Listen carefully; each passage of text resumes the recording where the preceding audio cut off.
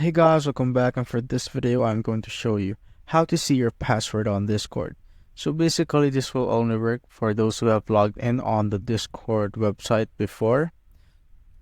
So what you want to do is go to Google, click on the three dots here, click on passwords and autofill, and click on Google Password Manager. So this is for Chrome. If you also have this feature on your other browsers, you could also try this.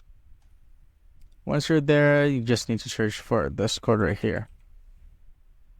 Once you're here, you just need to click on Discord, and I'm gonna put my pin on my PC, and as you can see, the password is here. You just need to click on the I button to reveal it, and if you want to copy it, you can click on this button, the copy password button. Now you could go to Discord, and of course, you could either change your password or log in with your password. And that's it, guys. If you have found this video helpful, simply leave a like below or subscribe because it helps reach more people. See you on the next one.